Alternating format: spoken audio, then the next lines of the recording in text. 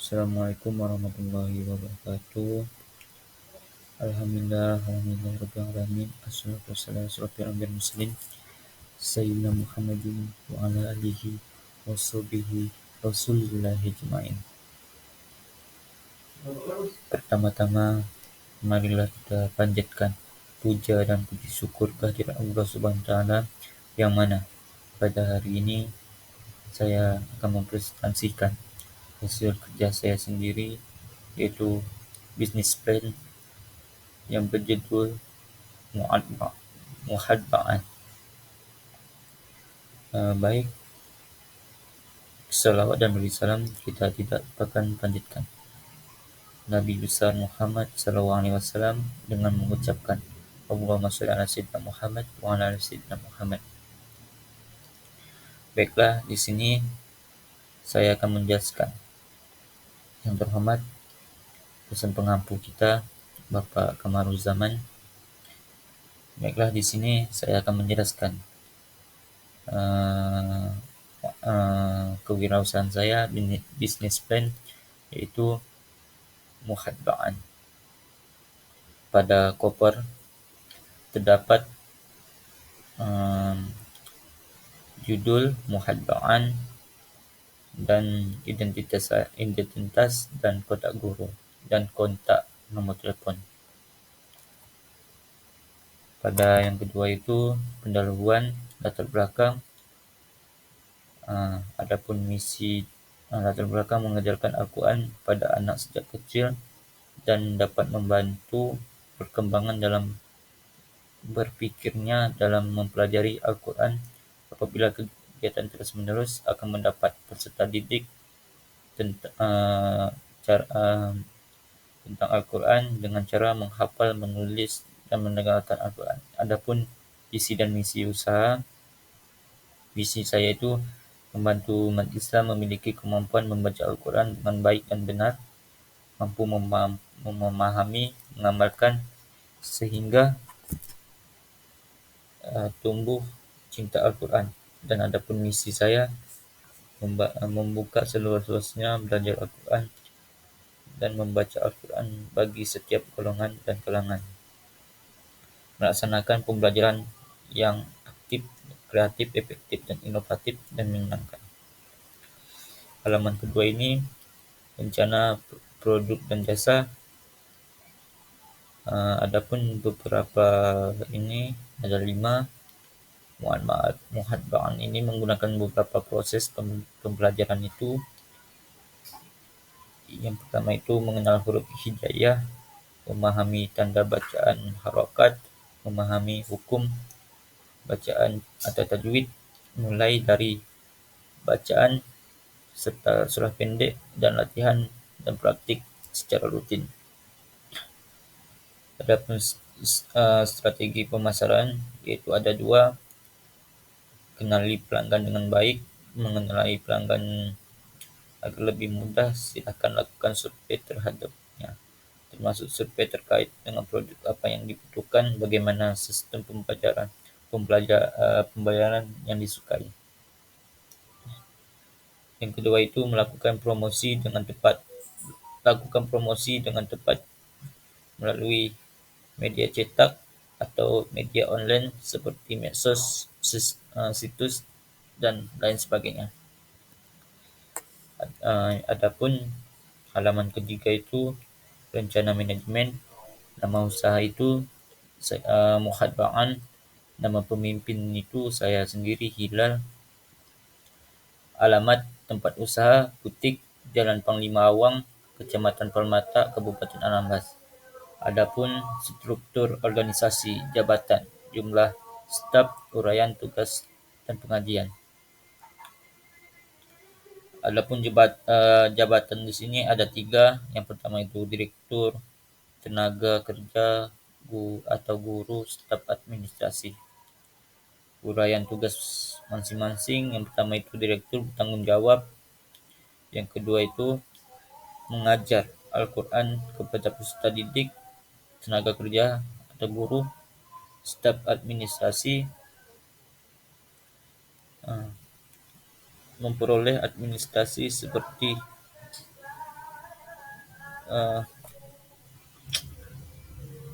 mem- memperoleh administrasi seperti keuangan. Jumlah itu satu orang, dua orang, satu orang. Gaji per bulan 500, 500, 300 ribu. Total 500.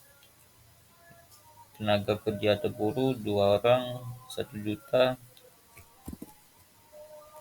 300 ribu. Adapun aspek legal, yang pertama itu adanya NPWP, supaya eh, supaya produk kita terdaftar secara resmi dalam sistem perpajakan di Indonesia. Adapun kegiatan praorganisasi dan jadwal pelaksanaan kegiatan seperti pasar, menyusun rancangan dan pemasaran. Di sini teman-teman bisa lihat sendiri jadwal pelaksanaan dalam mingguan. Adapun inventaris kantor. Inventaris atau perangkat kerja ada 3 yang kami butuhkan, yaitu laptop, printer, meja.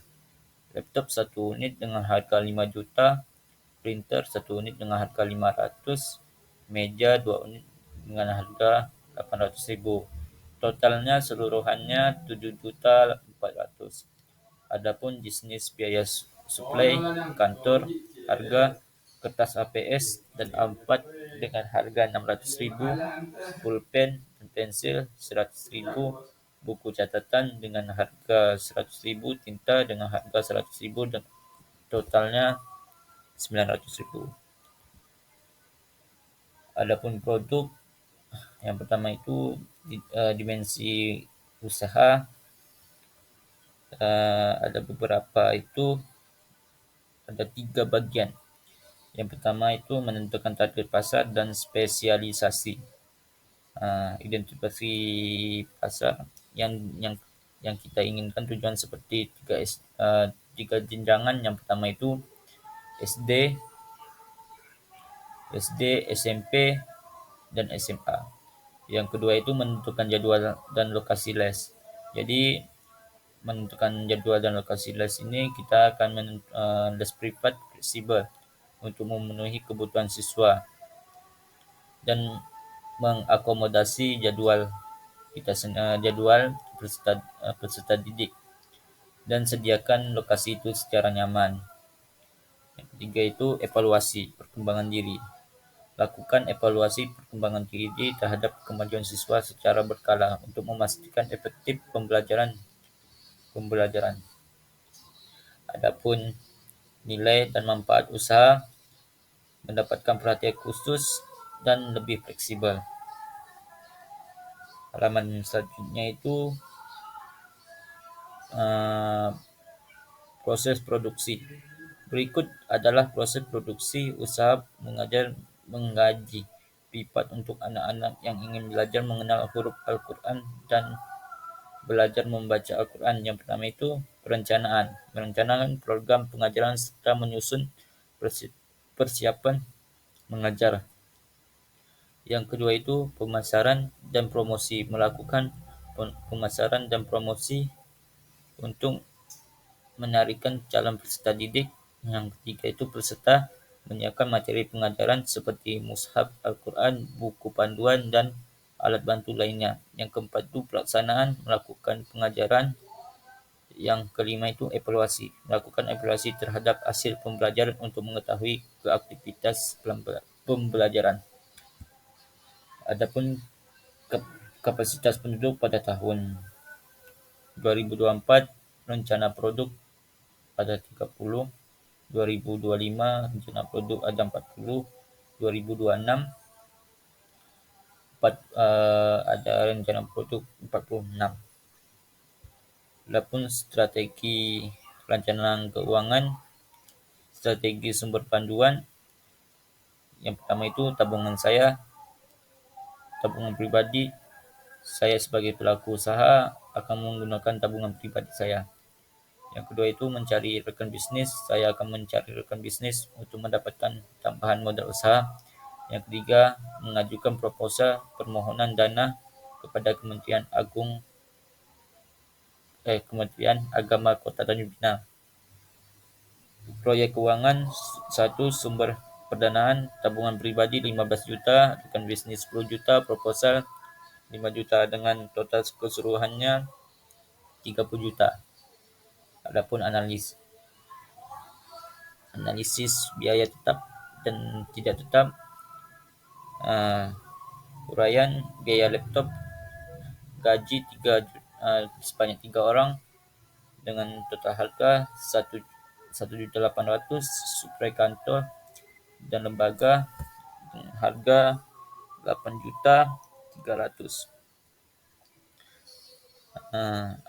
Analisa kelayakan usaha. Untuk menganalisa kelayakan usaha yang dapat saya jalani, saya menganalisanya dengan menggunakan metode non-discounted cash flow. Metode yang dipergunakan adalah payback Freud method, PBP modal awal, investasi awal, omset bulanan 30 juta per 3 juta per 10 bulan. Sehingga payback Freud atau investasi awal dalam usaha saya akan tercapai selama 10 bulan dengan omset 1 bulan minimal 3 juta rupiah. Analisa keuangan break even atau BEP dan biaya tetap dan variabel. Biaya akan tetap mencakup gaji guru dan biaya administrasi, sementara biaya variabel meliputi buku-buku pelajaran, honor pengajar, tamu, dan biaya konsumsi peserta. Harga per unit, harga khusus muhabaan peserta yaitu 200.000. Biaya tetap kali 100, biaya per unit, biaya variabel per unit sama 30 juta 200.000, 50 orang. Bisa disimpulkan bahwa untuk memperoleh titik impas dengan harga perorangan sebesar 200.000, maka lembaga harus dapat mendapatkan murid sebanyak 50 orang. Mungkin hanya itu yang saya dapat sampaikan. Assalamualaikum warahmatullahi wabarakatuh.